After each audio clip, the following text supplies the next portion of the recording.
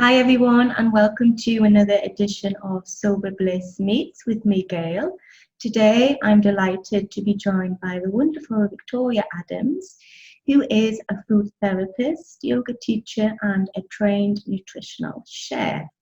And Victoria is joining us today to talk about how drinking affects what we eat and how that in turn affects our bodies and our general well-being. So thank you so much, Victoria, for joining us today. We really appreciate it. Hi, thank you so much for having me. I'm really excited. Yeah, oh, me too. Okay then. So just before we get on to talk about, how drinking affects how much we eat, what we eat, could you just kind of bring some clarity to, the idea that drinking red wine in particular is good for us because it's made of grapes? Is that true or not? I remember reading from a very young age, every now and then in the newspaper, the articles would come out.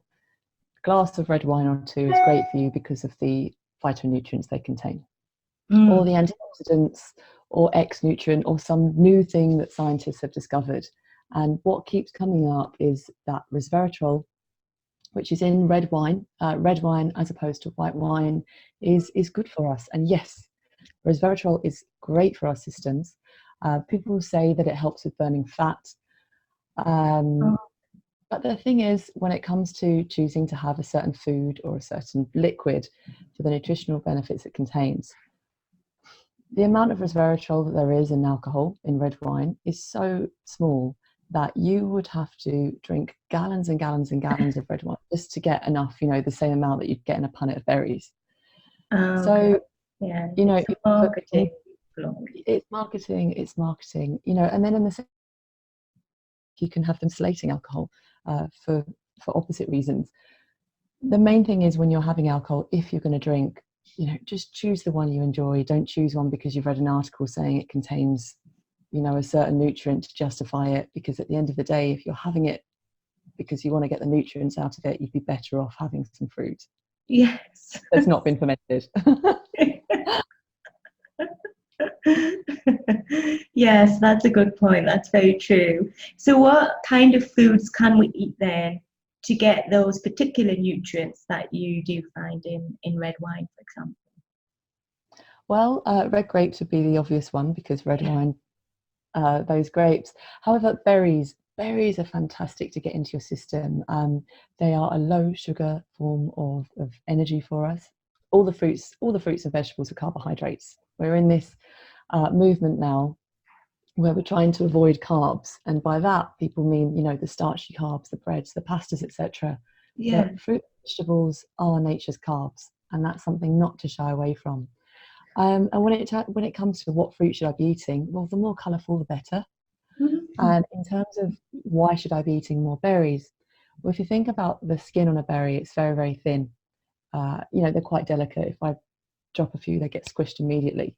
Yeah. Whereas banana skins are quite thick, orange skins are quite thick. And all fruit, just like us when we wear sun cream, wants to protect itself from rays of the sun. The thinner skin a fruit has, the less protected it is from the rays of the sun. Therefore, it has to produce more antioxidants to fight those free radicals that sun damage would create. So the thinner skin a fruit has, the more goodness it's going to have packed into it. Oh, wow. Oh, that's amazing. I had no idea. So any berry at all, strawberry, blackberry, anything? Yeah, I mean, when people say what are the best foods to eat for X, Y, or Z, a lot of the time, I could say berries, and now someone's going to think, I'm just going to eat berries for the rest of my life. You want to crowd in and get as much variety as you can in terms of what type of fruits, and then all of the foods. But different berries are going to have a different content of different types of nutrients, different phytonutrients, different quality of antioxidant. Then you're going into the territory of, should I buy organic versus inorganic? We can deliberate over what's the best quality, what's the best type for ours.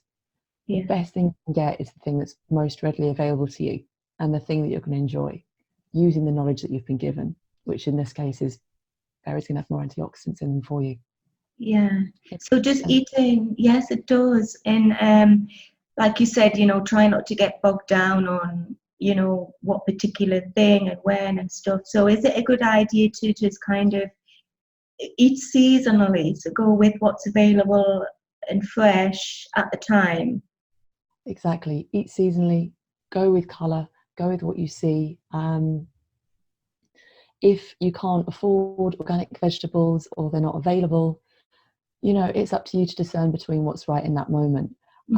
If you go to a local farmer's market, for example, most of those farmers can't afford the organic stamp, but their fruit or vegetables might actually be organic. Yes. And when it comes to, if I've got local Kentish strawberries that might have a couple of, a little bit of pesticide on them, as opposed to the acai berry from Brazil, the best quality, organic, it was blessed by 1,000 virgins and watered by monks, that's been shipped all the way over back to England. Well, I mean, just thinking about, I'm going to New York this week, I know how I feel at the end of a long haul flight. I'm exhausted. I wouldn't want to eat me after that journey.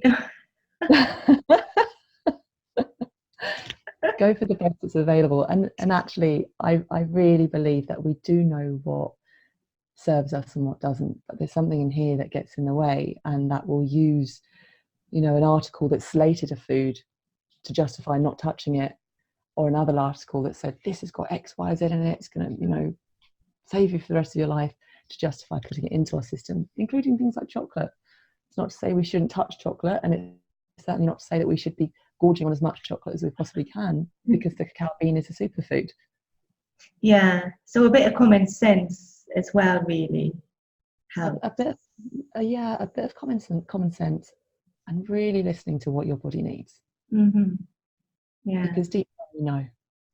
I really believe deep down we know, and so much information is available on things like Google now. It's just really knowing how to discern between what is a myth and what is fact. Yeah. Okay, thank you. That's really interesting. Thank you. Can we talk about now the effects of alcohol and drinking on what we eat and how we eat? But first of all, we're told when we're drinking, alcohol contains empty calories. What does that mean exactly? Before we talk about empty calories, would it be okay just to identify food? So when we eat food, wherever it comes from, whatever type of food it is, whether it's a fruit or a vegetable or a piece of pasta, a sandwich, or even an orange squash, our body looks at it as one of three things, and these are the macronutrients, and they are carbohydrates, fat. So they're the three food groups. We had the food pyramid at school where there was like sweets at the top, meat and proteins, then you had the cheese and the dairy section, and then you had the potatoes, pastas, starchy carb section, and then you had fruit and vegetables. And what I did not know for a long, long time was that actually fruit and vegetables are nature's carbs. And when you're putting your plate together, you think, oh, I need my carbs, but actually the first point of call for your carbohydrates should be fruit or vegetables. And then, of course, have the slice of bread or something else with it. But that is not to say that you need that. What we need are the fruits and vegetables as far as supplying carbohydrates are concerned. So the three macronutrients, again, are protein, carbs, and fat. And the body receives those. And it's from those food groups that the body makes energy, whether we're using that energy to lift our arm, to lift some weights, or for brain food. If we eat too much, the body will have excess energy in the bloodstream, and it will need to store that excess energy somewhere. It might be stored in our muscles as glycogen. If we run out of space there, then it gets stored as fat. I don't know about you, but my body is very, very good at storing fat. Don't eat enough energy, whether it's coming from protein, carb, or fat, the body's going to look to itself for opening up those glycogen stores in our muscles or in our liver, or opening up the fat storage to get some more energy back into our bloodstream so we can move the body, use the brain, etc. So going back to the three macronutrients, protein, carbohydrates, and fat, Mhm. these guys all offer us energy. They all offer us calories. They all also offer extra things, nutrients, antioxidants, etc. Yeah. Now, protein, animal protein, etc., eggs, they mainly go into the protein category. We've already said fruit and vegetables goes into the carb category. So does bread, pasta. Actually, dairy goes in the carbohydrate category as well.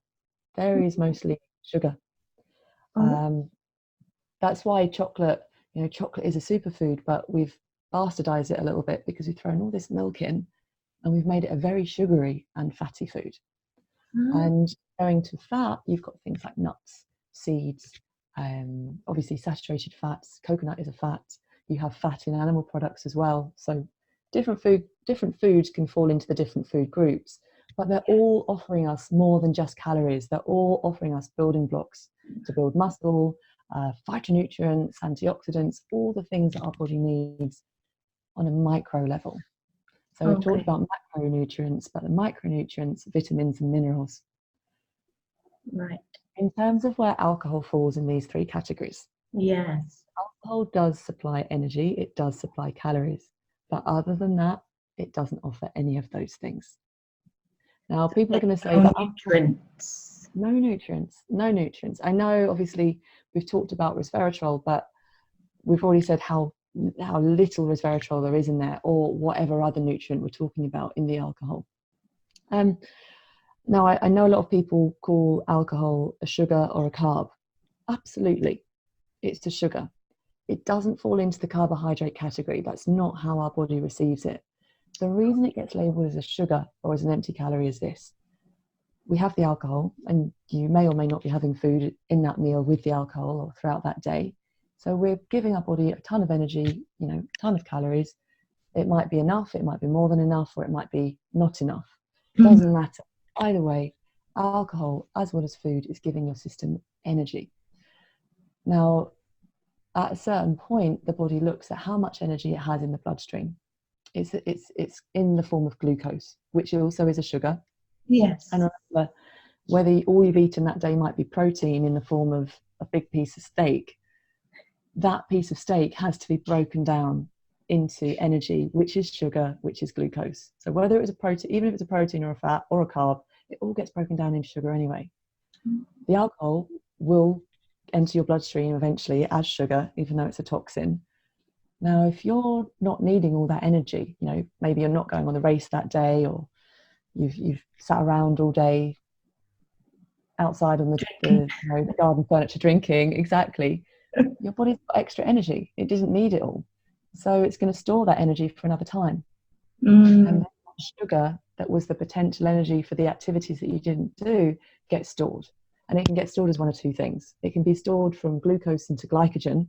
We have glycogen storage or glycogen space in our muscles, in our liver, but that's a very finite storage unit.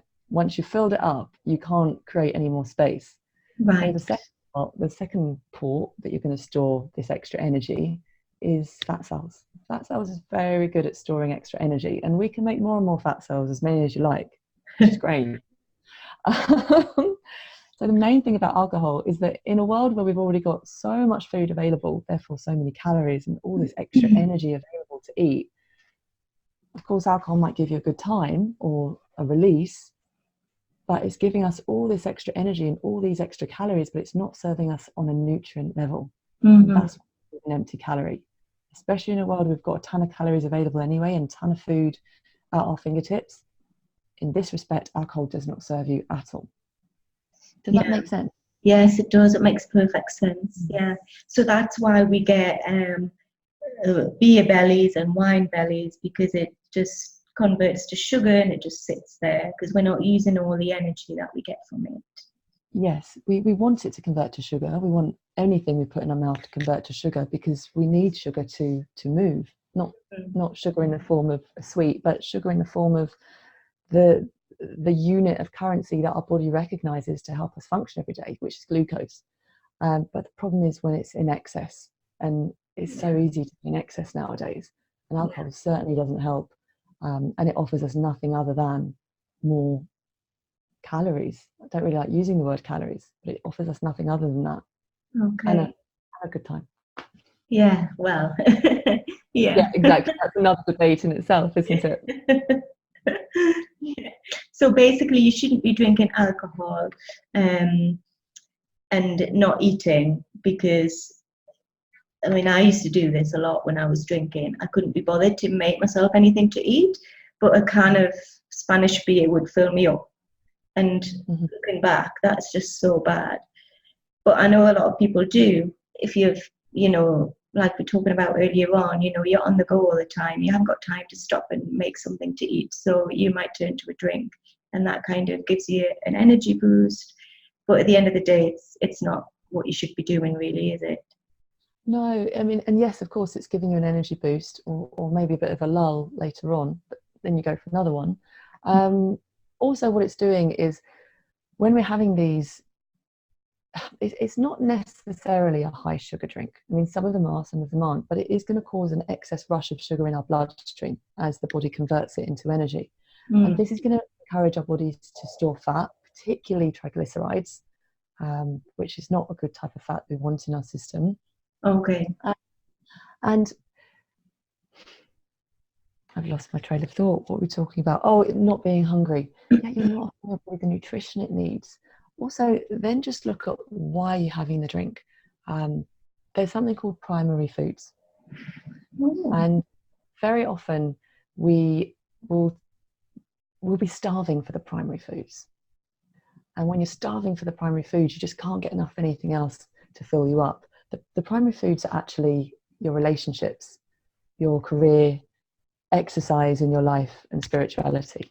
And if any of those are off, then you're going to turn to secondary foods, which is food or alcohol. Basically, emotional eating. And often we don't realize that we're doing it. I mean, actually, for me, emotional eating is probably, or drinking, is probably the smartest thing you can do, because in that moment, it takes away the hunger that you have for the primary food, which is the real thing that needs to be addressed. But in that moment, it masks it and it makes you feel better. So yeah, great. The only problem is you can't do it 24/7. I don't know anyone that can eat 24/7 or drink 24/7. So that feeling is going to come back. And what's worse is when the primary feeling, the primary deficiency in that primary food, whether it's your relationships, whether it's your career, your exercise, or spirituality, or all of the above, is going to come back even worse, because you're going to feel either very, very bloated, more heavier than you wanted to feel, full, hungover, or, and it just adds another layer onto the primary issue, which is not related to food or drink at all. But yeah, logically, it fixes something for a short while. Yeah.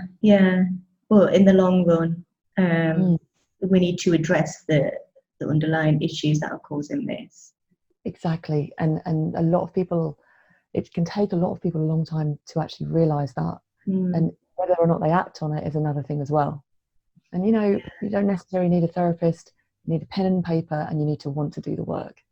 Yes, that's a really good point. We talk about that in the program. I try and get people to work out what it is that they're trying to achieve in that moment, when they would usually reach for a drink. So, for example, for me, I would come in from the school run, having been working all morning with my kids, and before I did anything else, whether it be making lunch or whatever, I would sit down and I would have a beer. Because in that moment, I was trying to have maybe 5 minutes break. I was trying to separate myself from being, being at work and then to becoming a mum again. So it was that kind of transition period. And that's what I used, my beer for at midday, to make the switch. But a lot of people use it because, they're stressed, or they want to relax, or they want to have a good time, or they want to let off steam. And, so like we said, we need to work out what it really is you're trying to achieve, whether it be in that moment or whether it be, what you've just talked about in the long run, on the whole. And it becomes habitual, right? We don't even notice that we're doing it. We don't. Or not doing it. Yeah. I did your 7-day, I'm going through your 7-day retreat. What I love about it is the content doesn't take a long time to read. No, it doesn't. No, which is great, because there's all these courses, and it's quite time consuming when you know, our lives are already quite full or packed. Yes. And once you've read it, it's up to you. Are you going to do the work or not? Are you going to write down, you know, your action points or not? Yeah. Oh, I'm So pleased that you my pleasure. That's lovely. Okay, now this is a really important question. We talked about alcohol kind of filling you up, giving you lots of energy. So why is it then, after you've been out on the, you know, drinking of an evening, why is it that when you come home, despite having been filled up and got all this energy from the alcohol, why do we reach for a giant piece of chocolate cake or a kebab or a big greasy burger? Well, with what we just spoke about a moment ago, it could be that you stop filling up this way, you have that pause, the primary food issue comes up, you know, the feeling of lacking or a deficiency in connection with another person, or that, you know, the job you're doing is not quite right. And so you want to fill the hole again. Yeah. And because you've now lost inhibition, because you're, you know, because you've had alcohol, it's a lot easier to do that, despite whether you're on a diet or, you know, you're vegan, but all of a sudden there's a lamb shish kebab right in front of you and it goes on. Yeah. Maybe it's habitual. You know, we go out, you have a good time with friends, and you go to the kebab shop afterwards. But we're starving at the end of the night out, aren't we? Is it mistaking hunger for thirst? After a night of drinking, you know, alcohol interferes with the body's diuretics and the way in which the kidneys work. Okay. I know for certain it's sometimes very hard to distinguish between, actually, you know, I think that I'm experiencing hunger, but it's the thirst. So that's on a physiological level rather than the emotional and psychological level of, actually, you could still be emotionally eating after having been emotionally drinking. But actually, after drinking, we can go into a state of hypoglycemia, so hypo, of low blood sugar. And that's just because of, without getting too sciencey, that's just because of the way the liver is metabolizing the alcohol. So even though we are processing alcohol, and alcohol encourages our body to store fat, you know, and if we're storing fat, then there's this idea that we've put in more calories than our body actually needs. So surely we've got plenty of food, plenty of energy. Yeah.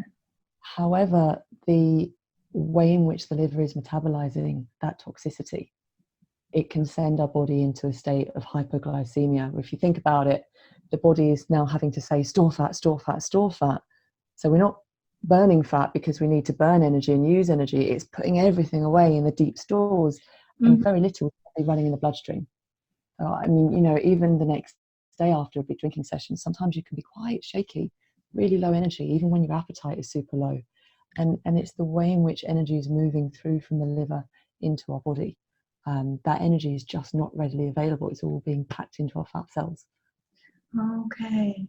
Is that one of the reasons why we feel so awful, basically, when we're hungover, we're shaky and we're lightheaded? And is that because of that as well? Yes. Yeah. So when the liver is having to process what is not a macronutrient, a protein, carbs, or fat, it's a toxin. The body sends this signal to store fat. And even though we aren't burning fat necessarily, we crave this immediate energy. Well, even though the body's storing it, that energy is there. Well, the kebab shop's around the corner, or the fridge is open. So we just eat it, and that's a very, very immediate energy, whilst the body continues to store fat. Okay. So why then, and this might just be me, I don't know, but when I was drinking, I remember that I used to eat a lot while I was drinking. But I always had the munchies, you know, I would want crisps and nuts and not so much sweet things, but I was want to be eating while I was drinking. Whereas now, you know, I'd sit here with my cup of tea, my 1 of 10, as you know about, but I'm not compelled to have a bowl of nuts with my cup of tea. So what is it about the alcohol that makes us want to snack? I think it's because drinking is social and eating is social. Yeah. I mean, you know, what about when it's not social, when you're on your own? Well, if you're drinking, if that's an emotional thing, again, if you're covering up a primary food issue, then, you know, having the food as well, adding that crunch to it, you've probably ticked all the boxes now. You really are covering those primary issues. Mm. One thing I also wonder about, and I don't know the answer to this, is the big food industry. So a man that I work for, his name is Jason Vale. If you read any of his books, he talks about, in big capital letters, he writes as in exactly the same way as he speaks, the big food industry. Yes. And there is so much money in the big food industry that, you know, they want people to be addicted to food. Back 50 years ago when the corn industry, or longer than 50 years ago, when the corn industry was being developed, you know, corn as an ingredient is in so many foods, all of the cereals pretty much, and processed foods. But as a food industry, even back then, when the corn industry was booming, they looked at that as a business and they thought, how can we get this business to grow? You want any business to grow. However, when it comes to food, or when it comes to business relating to food, you can only get that business to grow as much as the population would be growing, because people eat what people eat. People eat the amount their bodies need, and that's it. Yeah. And you can't increase the population density, or you can't increase the population at the rate that you decide just so that you earn a little bit more on the bottom line every year. But what the industry was able to do was make food, which was a natural food at one stage, into an addictive product. So even though people didn't need to eat more, they learned how to make people eat more, and that, you know, sent the bottom line flying. Dear me, that's shocking when you put it like that. Really. Yeah. And also, it's not just the big food industry now, it's the big health food industry. People, me included, you know, you walk in a health food shop and think, right, everything in this place is safe. I can eat anything because everything in this shop is good for me. And maybe because it's good for me, I can eat 10 times as much. Might help. It may help me or it may not, but the person who it helps 100% of the time through sales are the people selling it. Yeah. Well, you could say the same thing about the big alcohol industry as well, couldn't you? Because we don't need it, yet we're being convinced that we should have it now, and we've become addicted to it, haven't we? Exactly. And, you know, what better thing to work, you know, beverage companies working with the food companies, how can we make this, you know, let's put salty food in a bar so people are going to order more drinks because they're thirsty. There must be a way in which it works the other way around. Well, if people are drunk, they lose inhibition, eat more food. It benefits both industries. Yeah. And they all know each other anyway now. Yeah. Well, I live in Spain, as you know, and it's really popular to go out just before 2:00, and then again about 9:00 in the evening before dinner to have tapas. And one of the things that they do in the bars is that they give you serrano ham, which is cured salty ham, as your tapa. And I was told this by the bar owner, and they give you this ham and peanuts and crisps because they're salty. So then you order another beer because you feel suddenly thirsty. And they do this on purpose to get you to drink. You know what, it's funny, and I don't know, it's because I know that you're in Spain and it must be hot where you are, but I've never been a beer drinker. I've drunk one Corona in my life, and it's because somebody dared me to. But it was funny because the way you said beer, I almost could feel and think, yeah, that must be quite a refreshing thing to have when you're in Spain and it's hot. Yes. But actually, more refreshing than having water.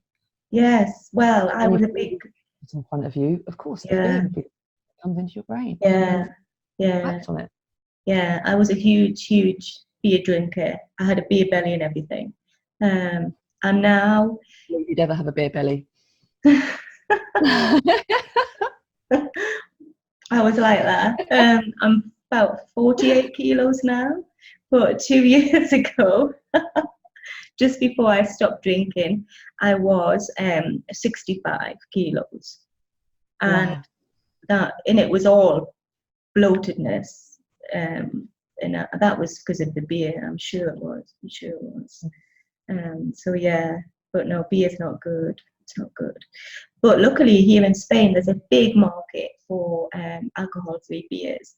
In my local supermarket, which is a tiny little spa, you can choose from at least 6 alcohol-free beers, which is Really? fabulous. Yeah, yeah, and they're all really good. We've tried them all, and they're all really good. So thankfully, it's not unusual here to drink alcohol-free things. You know, when you go out, it's perfectly fine, which is nice. And just finally, Victoria, you've been so inspiring, enthusiastic today, and I love the kind of way that you've described things that makes sense to normal people like me who, you know, I've got a big understanding about food and science and things. So if somebody kind of really gets this and wants to go deeper in terms of their, you know, their physical nutrition, their emotional well-being and everything, what kind of services do you offer? Because you mentioned retreats there earlier on and also working with people. So how could people work with you if they wanted more deeper guidance or one-to-one personal service, if you like? Yes, I offer retreats where people can come, you know, when they want to lighten the load mentally and physically. They tend to be juicing retreats or raw food or plant-based retreats, where there's yoga twice a day at least, and often fitness and Zumba. It's a really great opportunity for people to come away and be themselves and be there for themselves. What I'm doing a lot more now, especially because I travel so much, is I do a lot of one-to-one work online. So I work with people to meet their goals, whether it's a fat loss goal, whether it's addressing sleep issues, whether it's addressing wanting to make bigger changes in their life. But I offer all of that online, over Skype, over WhatsApp call or phone call, depending on what works best for people. And as well as that, from time to time, I do the odd online seminar. So you can find me on Facebook as Yogi Foodie Fitty, it's a mouthful, Yogi Foodie Fitty Victoria Adams, or you can find me from or you can find me from my website. My website is victoriaadams.co.uk, and I'm on Instagram just as Victoria Adams with one D. Okay. Well, I'll put all of that information in the description below the video so people can find you